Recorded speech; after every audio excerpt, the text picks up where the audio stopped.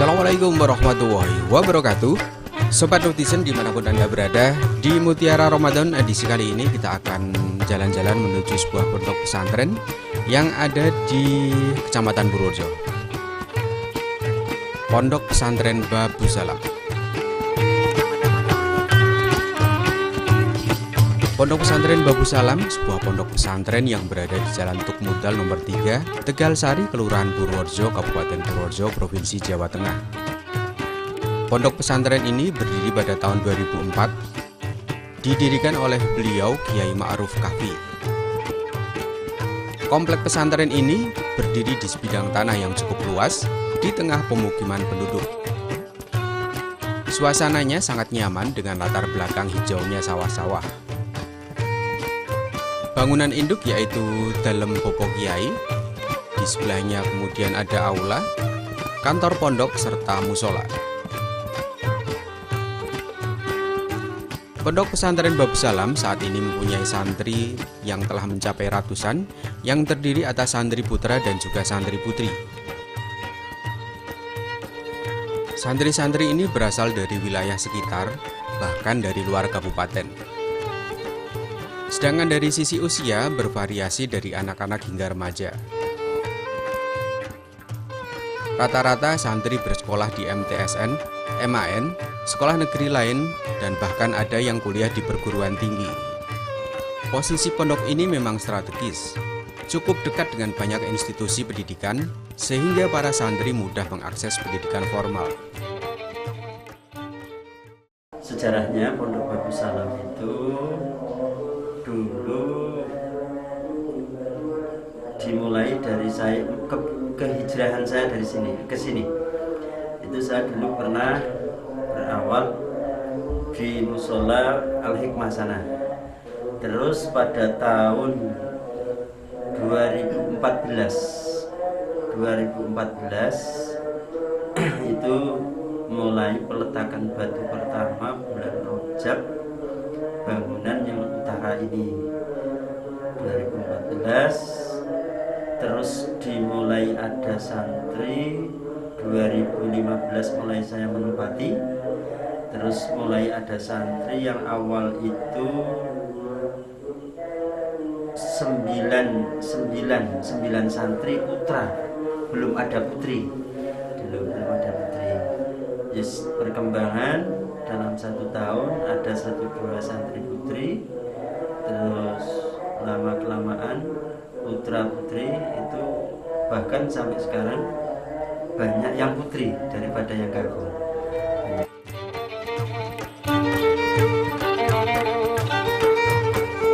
Sebagaimana umumnya pondok pesantren salaf, pondok pesantren Babu Salam mengajarkan kitab-kitab klasik pesantren. Adapun metode pengajarannya yaitu menggunakan metode bandongan serta sorogan. Anulan ojo takon sapa wong sayan ing suwiji-wiji inda malalatihi nalikane bosene muallim.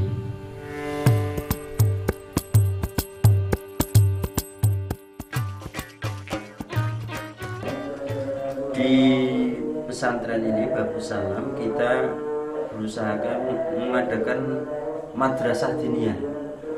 Madrasah diniyah yang berkelas, tiap kelas itu 1 sampai kelas 6 itu sudah berjalan waktunya sehabis sholat asar.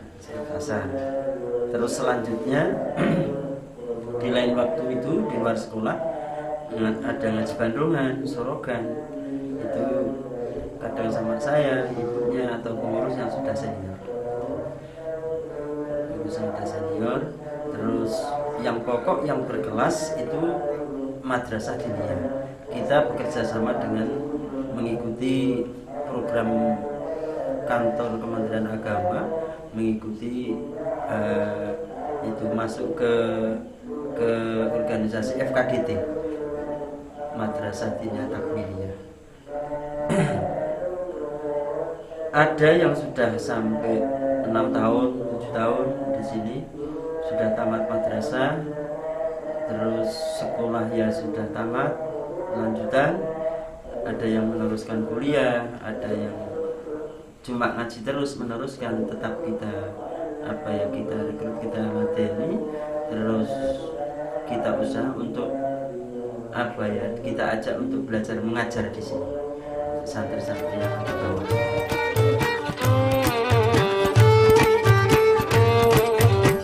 Sesuatu yang membedakan pondok ini dengan yang lain adalah pondok ini memfasilitasi anak-anak yatim piatu yang berkeinginan mondok. Saat ini ada 20 anak-anak yatim yang nyantri di pondok ini. Bahkan mereka bukan hanya mondok, namun juga bersekolah di sekolah formal.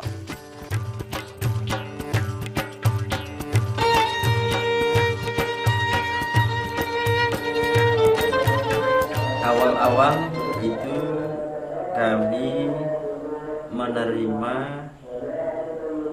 anak yatim piatu. Yatim pokoknya status orang tua sudah tidak ada.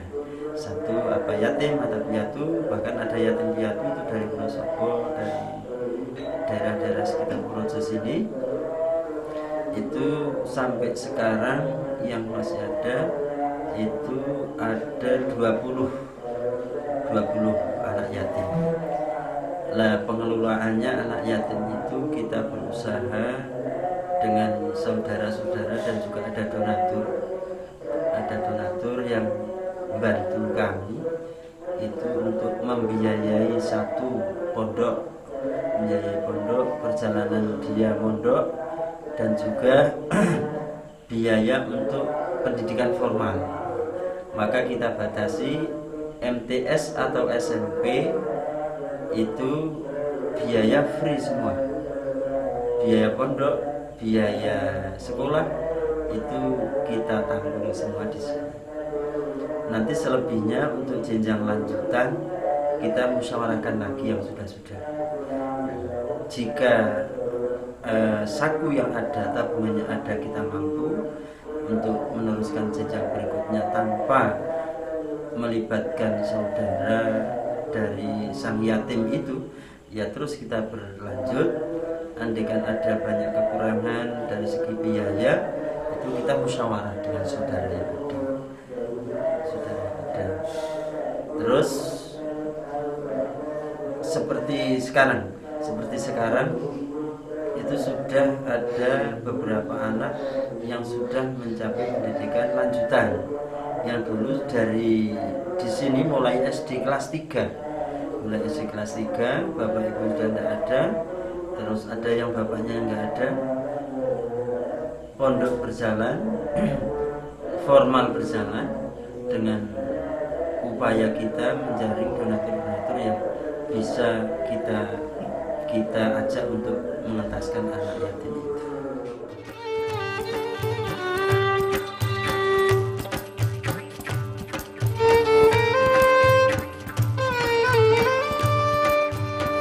Di Pondok Babu Salam, santri juga dididik kemandirian untuk menghadapi masa depan. Ini terbukti dari kreativitas santri yang sudah terbiasa mencari solusi di tengah keterbatasan. Santri dilatih bagaimana berdikari. Tidak hanya bekal pengetahuan dan keterampilan, namun santri juga dilatih spiritualnya untuk menemukan jalan dan arah hidupnya.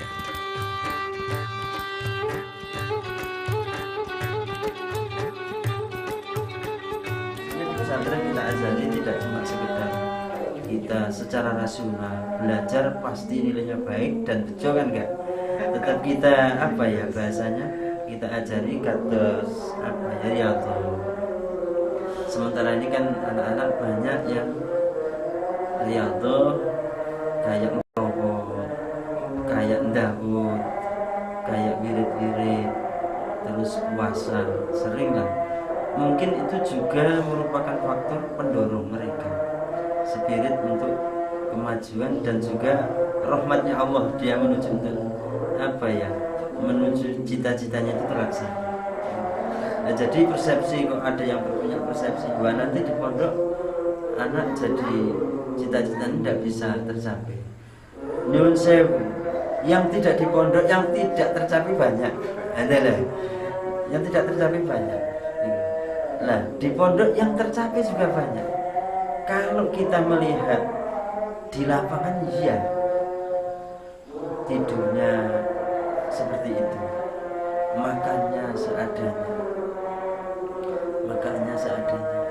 Tapi ternyata dengan hal-hal riyadhah seperti itu toh juga mendukung. Mungkin Allah lah yang menghendaki anak-anak tersebut, santri-santri, menjadi orang-orang yang beruntung, karena ikhtiar tidak cuma zahirnya saja, tapi juga batinnya kita latih semampu kita. Seperti di sini harus setelah sholat maghrib, anak tidak boleh ada aktivitas apapun, mujahadah. Pagi setelah subuh jamaah subuh harus. Ya bisa ditanya santri-santri, saya sering sebelum subuh saya jalan-jalan ke atas untuk membangunkan. Setelah itu sebelum sarapan, saya punya prinsip, sebelum sarapan ilmu-ilmu eksak, ilmu-ilmu yang bersifat umum, kita sarapan dulu Al-Quran. Saya gak punya prinsip seperti itu. Saya teringat bahwa Al-Quran itu dalil muttaqin, seperti itu, akan menunjukkan orang-orang yang bertakwa. Ternyata ya dengan rutinitas seperti itu, pembiasaan, istilahnya tidak cuma ngaji Sorogan Bandungan, ada pembiasaan pagi sore, itu anak-anak kemungkinan nanti akan bisa berlaku disiplin. Itu ikhtiar saya keluarga, saya pengurus seperti itu. Toh kalau kita menengok, tidak semua namanya santri akan sukses apa yang diharapkan. Tapi kalau melihat prosentase anak yang terdidik dengan prihatin, rekoso ning golek ngilmu, ternyata di luar sana dia sudah ada pembiasaan spiritual, pembiasaan tentang ya pola hidup yang tertib. Itu berangkat dari latihan-latihan mandiri di pesantren. Ternyata kalau kok sering melihat di situ, kenapa anak kok di sana-sana bisa mecah mikir, karena sudah terbiasa. Ada kesulitan, mesti ada cara doa, cara mujahadah dan sebagainya.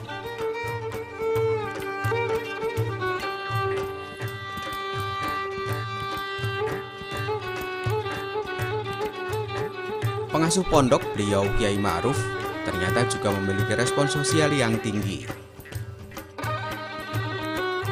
Beberapa anak pang, anak jalanan, yang sebelumnya menjadi problematika sosial masyarakat, oleh beliau diayomi dan dididik menjadi santri.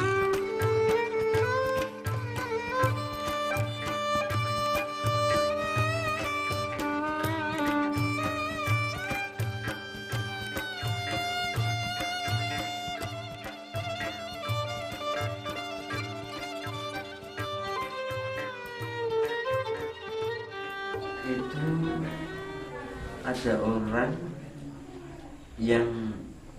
orang itu bukan saudara, terus konsultasi sama orang, ditunjukkan untuk kesini, di pondok wae, sekolah SD kelas loro wis metu, terus nek orang ngaji ra sekolah ya dadi apa bocah ketelat-telat. Itu ada 2 anak itu Pak, ada 2 anak. Terus oleh orang tersebut itu dikirim ke sini. Ya kita terima. Yang penting kamu sungguh-sungguh ngaji. Nggih. Anaknya baik sebetulnya, cuman gak ada yang ngarahkan. Terus selama ini gak ada yang konfirmasi, istilahnya bagaimana anak itu dalam pembiayaan. Kita terus berpikir, ya mungkin toh mas, kali pengurus, mungkin kok bicara anak ngaji kok gitu. Bagaimanapun keadaannya, kalau nyuwun yang penting bocah itu ngaji, masuk pendidikan dunia ndak dapat, pendidikan akhirat apa meneh. Lah apa sing kok darparep niku.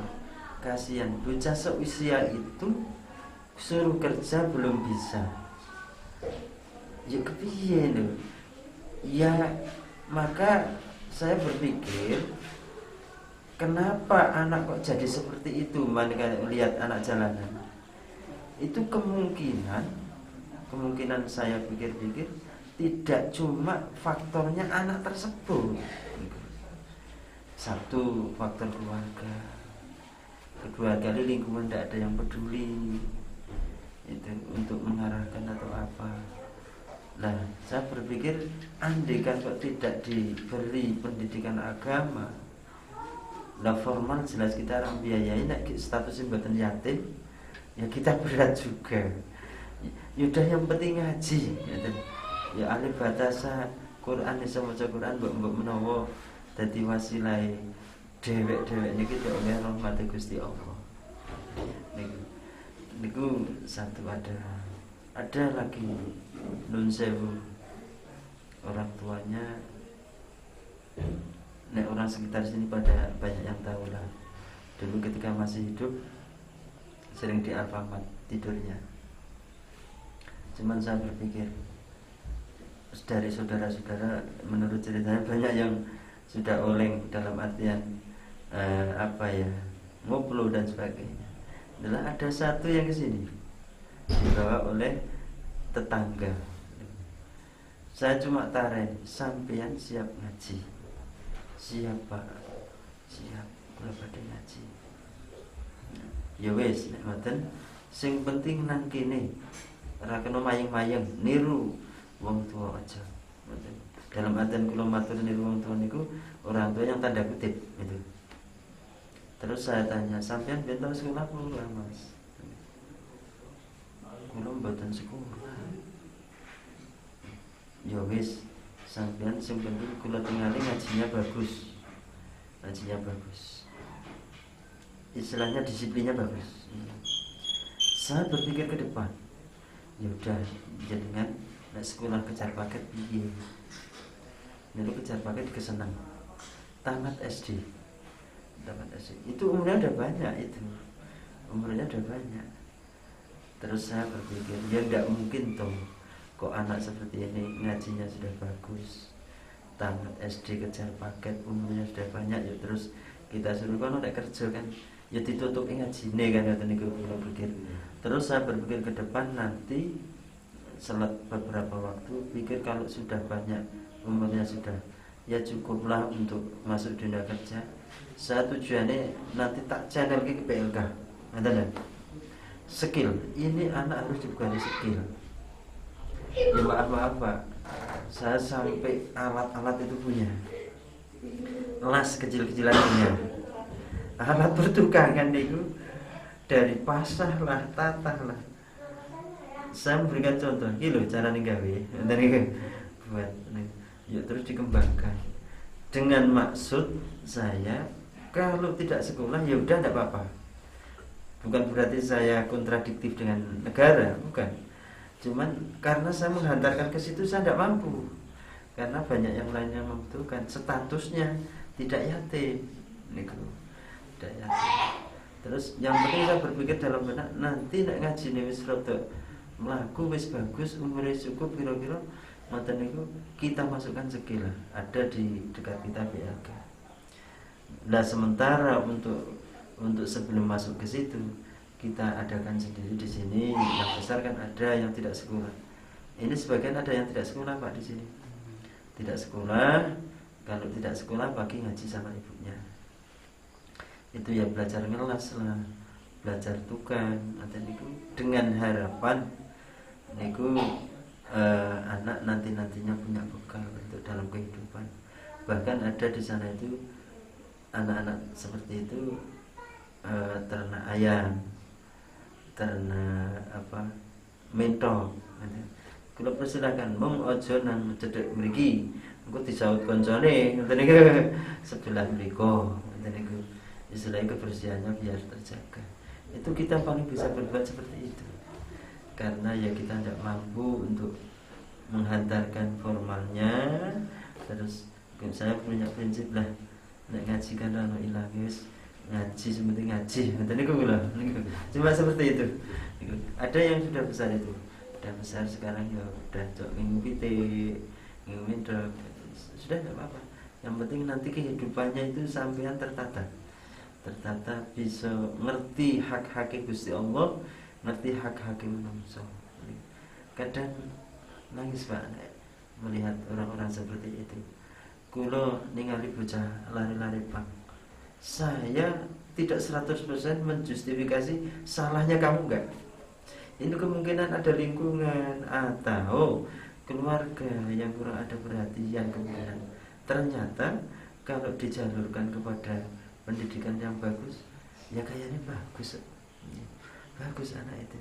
Istilahnya dari beberapa itu ada setelah kita bekali keterampilan, ya bagus Pak.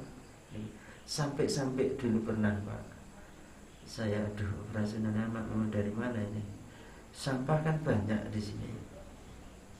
Sampai saya bilang, Mas, tolong nek pas pengajian, pas apa, kok ono kertas, kardus, sampean ora niat golek rongso, tapi lumpukno. Engko nek wis dolen kena bertambah sangu sampean. Sementara niki jangan jadikan patokan mata penjaramu seperti itu. Cuman memanfaatkan hal yang ada. Nggih, Pak. Mula nggih, nun sewu nek istilah kok wonten sing preso. Lah dene santri Bagus Salam kok nggawa bagor, nggawa rongsok niku mban perintah kula. Sementara ini ada yang bermanfaat daripada dibakar lombok kidal. Niku motivasi ada waktu. Niku kok saya berpikir solusinya seperti itu.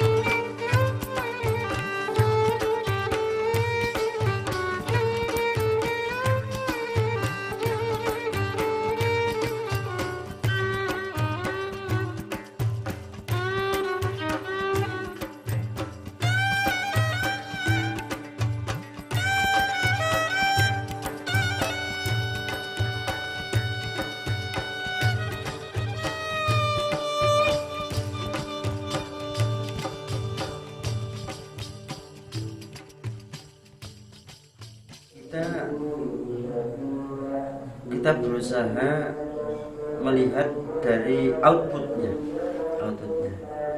Istilahnya anak mondok di Bagus Salam dan sekolah formal taruh yang ada MTS, ada SMP 2, itu ternyata setelah kita cross check untuk masuk sekolah-sekolah negeri itu kayaknya kalau di MAN itu saya belum pernah kok ada ceritanya yang mondok di sini tertulak di sana kan. Itu.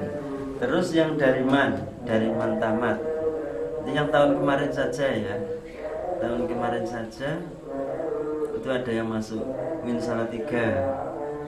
Itu kayaknya cerita setelah di sana bahasa Arab itu masuk, dia fakultasnya jurusan adab dan ada bahasa Arab. Bahkan pretest awal itu diantara yang lain dia mendapat ranking 1. Tapi saya matur bukan semata-mata itu dari pesantren, maksudnya dari formal juga mendukung, anaknya juga sergap lah. Terus ada yang masuk ke beasiswa, jaringan beasiswa, kebanyakan dari beasiswa. Itu ada anak dari SMA Negeri 7 yang di sini. Dia mudoroso, Pak gimana? Kalau pengen kuliah, cuman maaf kondisi orang tua. Kayaknya sudah angkat tangan. Ya coba, sampean mau bisa untuk kompetisi enggak? Dalam artian kompetisi ya usaha dohir.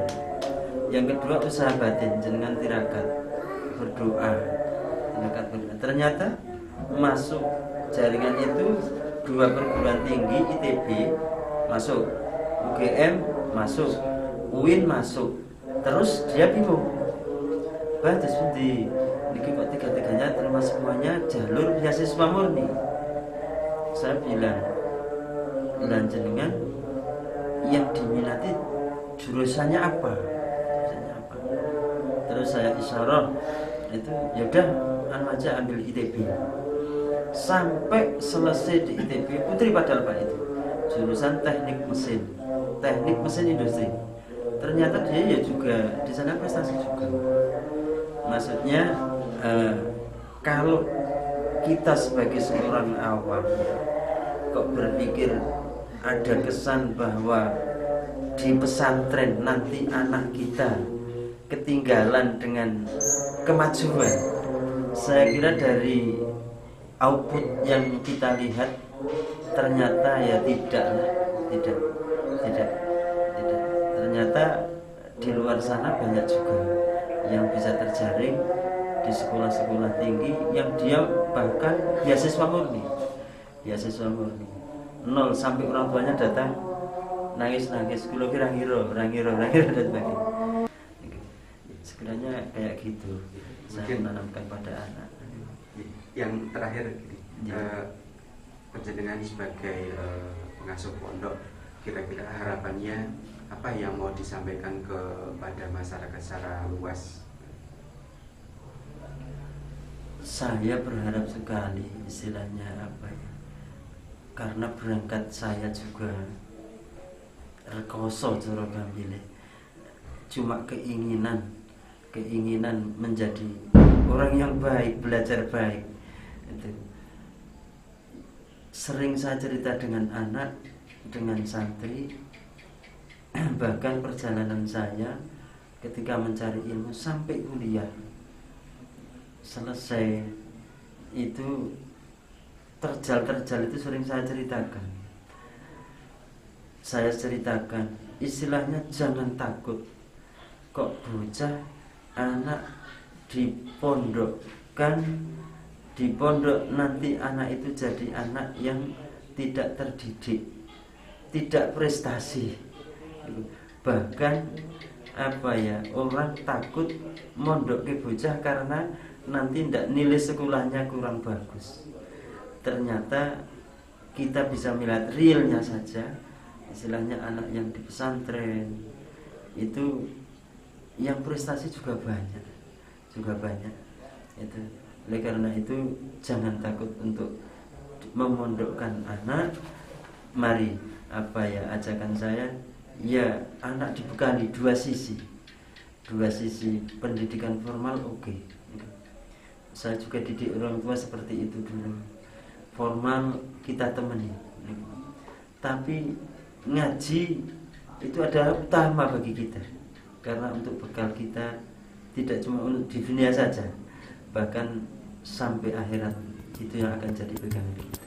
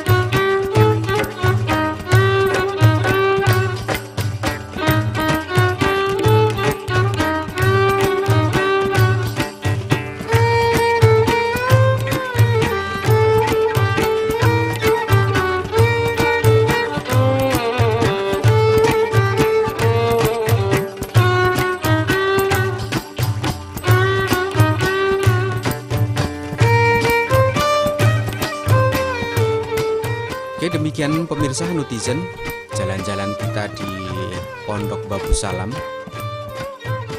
Sedikit informasi, semoga ada manfaatnya. Assalamualaikum warahmatullahi wabarakatuh.